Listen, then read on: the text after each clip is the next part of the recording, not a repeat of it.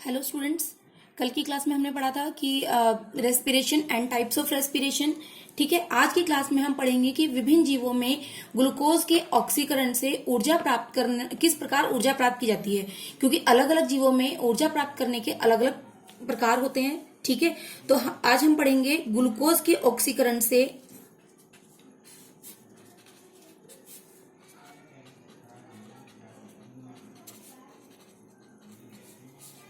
ऊर्जा प्राप्त करने की विभिन्न पथ।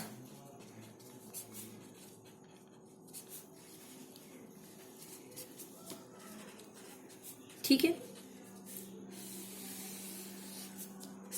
हमारे ग्लूकोज के ऑक्सीकरण से ऊर्जा प्राप्त करने के तीन पाथ हैं, यानी कि तीन तरह से हम ऊर्जा प्राप्त कर सकते हैं। सबसे पहला हमारा है अनोक्सी श्वसन में।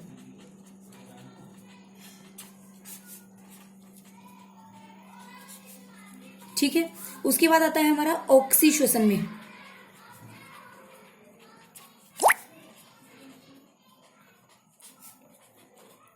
और लास्ट हमारा है ऑक्सीजन के अभाव में, यानी कि जब ऑक्सीजन कम मात्रा में होती है तो किस तरह से ग्लूकोज का ऑक्सीडेशन होता है, या ग्लूकोज किस तरह से टूटेगा, किस तरह से बदलेगा कि हमें उससे ऊर्जा प्राप्त हो।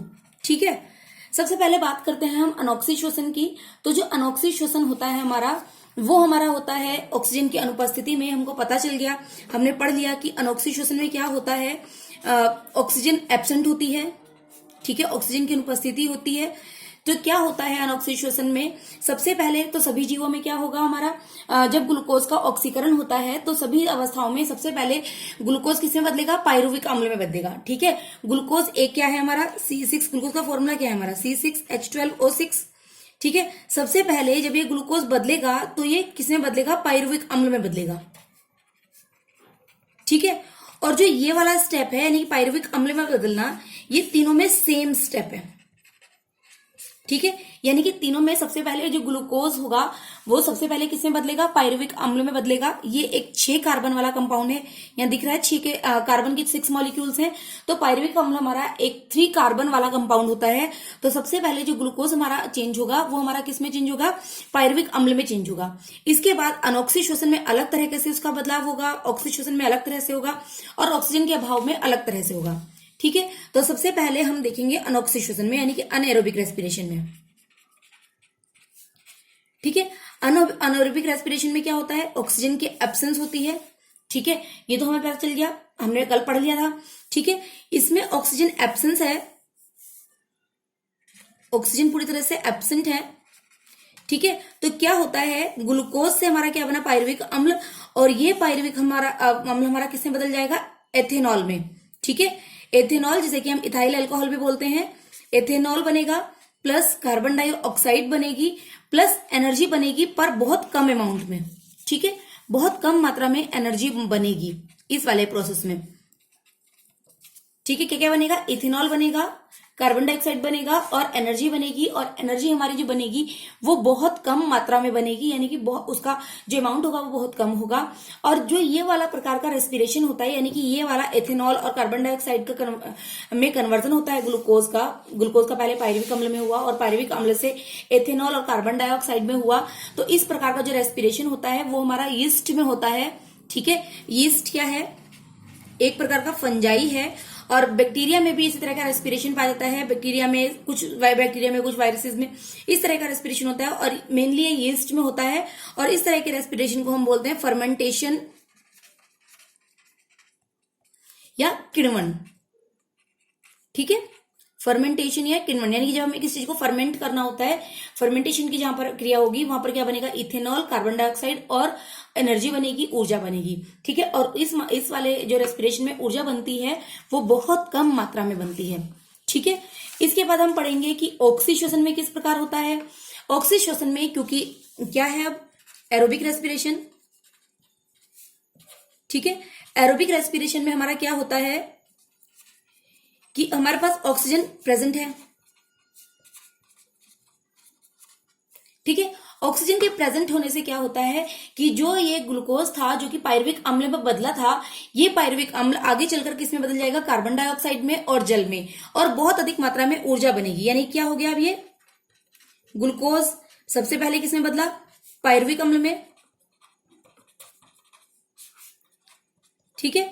और पायरुविक अम्ल किसमें बदला? कार्बन डाइऑक्साइड में प्लस जल में प्लस एनर्जी बनी, ठीक है। और ये एनर्जी कैसी है? बहुत अधिक मात्रा में एनर्जी बनती है।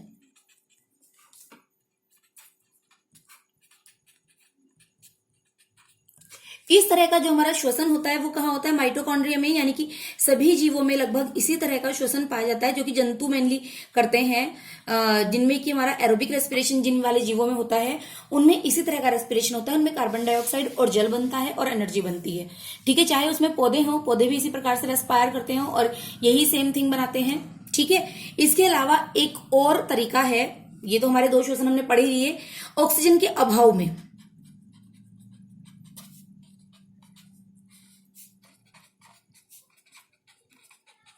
ऑक्सीजन के अभाव में, ठीक है। यानी कि जब ऑक्सीजन तो है पर पूरी तरह से प्रेजेंट नहीं है, यानी कि ऑक्सीजन का जो अमाउंट है वो बहुत कम है, तब जब जो रेस्पिरेशन होगा उसे हम क्या कहेंगे, उसमें हमारा क्या बनेगा, उस तरह का हम देखेंगे, ठीक है। जब क्या होता है, कभी कभी जब हम बहुत अधिक शारीरिक क्रियाएं करते हैं या बहुत अधिक व्यायाम करते हैं, ठीक है, तो क्या होता है कि जो हमारा ये ग्लूकोज है, जो ग्लूकोज पायरुविक अम्ल में बदला था, तो क्या होता है, क्योंकि कोशिकाओं को पूर्ण रूप से ऑक्सीजन नहीं मिल पाती है, जब हम शारीरिक व्यायाम करते हैं, शारीरिक कार्य करते हैं, तो क्या होता है, ऑक्सीजन कम मात्रा में कोशिकाओं को पहुंचती है, यानी कि उतनी मात्रा में कोशिकाओं को ऑक्सीजन नहीं मिल पाती जितना कि उनको चाहिए होती है। इसीलिए क्या होता है कि जो ये ग्लूकोज पायरुविक अम्ल में बदला था, ये पायरुविक अम्ल आगे चलकर ना तो कार्बन डाइऑक्साइड और जल में बदलता है और ना ही एनारोबिक रेस्पिरेशन की तरह एथिल अल्कोहल में बदलता है, यानी कि इथेनॉल में बदलता है, ठीक है। ये एक नया कंपाउंड बनाता है जिसको कि हम कहते हैं लैक्टिक एसिड, ठीक है। तो क्या बनेगा? ग्लूकोज बनेगा, ग्लूकोज से क्या बन गया? पायरुविक अम्ल बन गया, ठीक है। और पायरुविक अम्ल से हमारा क्या बनेगा? लैक्टिक अम्ल बनेगा, ठीक है। और जो इस वाली प्रोसेस में एनर्जी बनेगी, एनर्जी इस वाले में भी बहुत कम मात्रा में बनेगी, यानी कि बहुत कम मात्रा में ऊर्जा हमें प्राप्त होगी।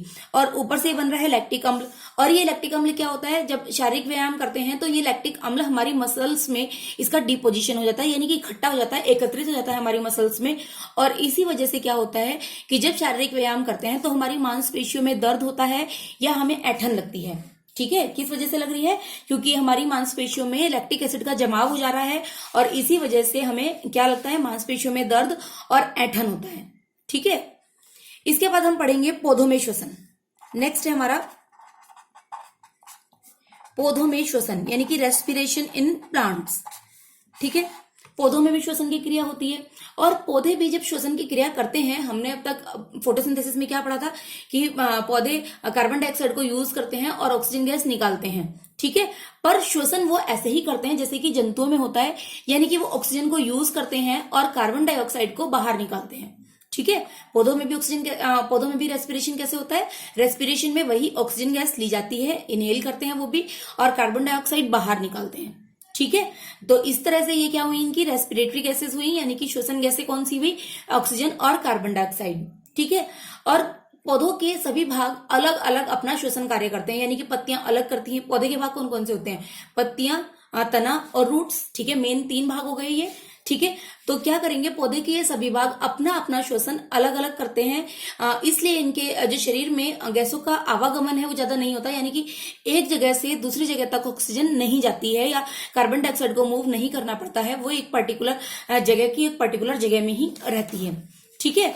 जैसे कि अगर हम बात करें कि जड़ों में श्वसन जो होता है वो क्या होता है, जड़ों में हमारे छोटे छोटे पतले धागे के आकार की रचनाएं पाई जाती हैं, जिन्हें हम कहते हैं मूल रोम। ये मूल रोम जितनी भी ऑक्सीजन उसमें हमारी सॉइल में घुली हुई होती है, मिट्टी में घुली हुई होती है, उसे एब्जॉर्ब कर लेते हैं और फिर डिफ्यूजन के प्रोसेस के द्वारा वो सारे कोशिकाओं को मिल जाती है, ठीक है। और उसके बाद कार्बन डाइऑक्साइड बनती है और कार्बन डाइऑक्साइड भी इन्हीं रूट हेयर्स के द्वारा, यानी कि मूल रोमों के द्वारा बाहर निकाल दी जाती है, ठीक है।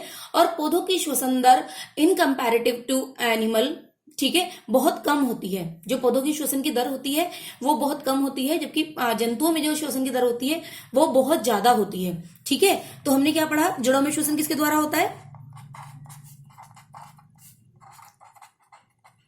मूल रोमों के द्वारा होता है। ठीक है, पौधे के सभी भाग अलग अलग श्वसन कर रहे हैं तो जड़ों में श्वसन अलग हो गया। स्टेम्स में कैसे होगा? तनों में श्वसन कैसे होगा? स्टोमेटा के द्वारा। ठीक है, जो हमारे शाकीय पौधे होते हैं यानी कि जो हर्बेशियस प्लांट होते हैं, जैसे कि छोटे प्लांट होते हैं, पुदीना हो गया हमारा या हमारी तुलसी हो गई, इनके हमारे कैसे होते हैं? जिनके सॉफ्ट स्टेम होते हैं। ठीक है, उनमें हमारे क्या होता है? स्टोमेटा पाए जाते हैं और इन स्टोमेटा के थ्रू ही ऑक्सीजन अंदर जाती है और कार्बन डाइऑक्साइड बाहर आती है। ठीक है, स्टोमेटा ऑक्सीजन को एब्जॉर्ब करते हैं और डिफ्यूजन के प्रोसेस से वो सारी कोशिकाओं को मिल जाती है। ठीक है, उसके बाद कार्बन डाइऑक्साइड सेल्स में बनती है जब वो श्वसन की क्रिया कर लेंगे और कार्बन डाइऑक्साइड भी इन्हीं स्टोमेटा के द्वारा बाहर निकाल दी जाती है। ठीक है, पर जिनका स्टेम वुडी होता है यानी कि जो हार्ड स्टेम वाले बड़े पौधे होते हैं, जैसे कि आम हो गया हमारा, अमरूद हो गया, पपाया हो गया। ठीक है, इस तरह के जितने भी बड़े पौधे होते हैं उनमें स्टोमेटा नहीं होते उनके स्टेम में, और उनमें क्या होते हैं? लेंटिकल्स होते हैं। ठीक है, उनमें लेंटिकल्स के द्वारा हमारा श्वसन होता है। ठीक है, समझ में आया? और इसके बाद हमारा पत्तियों में श्वसन, पत्तियां अलग हो गई, पत्तियों में श्वसन भी किसके द्वारा होता है? स्टोमेटा के द्वारा होता है। स्टोमेटा क्या होते हैं? छोटे छोटे टाइनी पोर्स होते हैं, छोटे छोटे छिद्र होते हैं पत्तियों में पाए जाने वाले या स्टेम्स में पाए जाने वाले, जिसके थ्रू गैसों का आदान प्रदान होता है। ऑक्सीजन अंदर जाती है, कार्बन डाइऑक्साइड बाहर निकलती है। या फोटोसिंथेसिस में भी अगर हमारी ऑक्सीजन बन रही है तो ऑक्सीजन उनसे बाहर निकलेगी और कार्बन डाइऑक्साइड अंदर जाएगी। ठीक है, इस तरह काम चलता रहता है। और पौधों में जो श्वसन होता है वो अलग अलग भागों में अलग अलग होता है।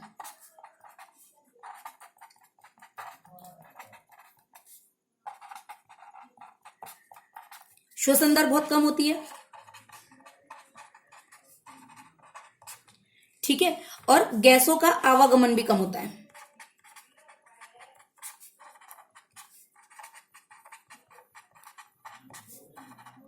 ठीक है, तो पौधों में श्वसन के तीन मेन इंपॉर्टेंस हो गई, मतलब तीन फीचर्स कह सकते हैं, तीन कैरेक्टरिस्टिक्स कह सकते हैं। क्या क्या हो गए? एक तो इनमें श्वसन की दर बहुत कम होती है। ठीक है, गैसों का आवागमन बहुत कम होता है क्योंकि सब पौधे के सभी भाग अलग अलग श्वसन कर रहे हैं और अलग अलग भागों में अलग अलग श्वसन होता है। ठीक है, जड़ों में श्वसन मूल रोमों के द्वारा होगा, तने में स्टोमेटा या लेंटिकल्स के द्वारा होगा और पत्तियों में स्टोमेटा के द्वारा होगा। ठीक है, इसके आगे का नेक्स्ट क्लास में पढ़ेंगे।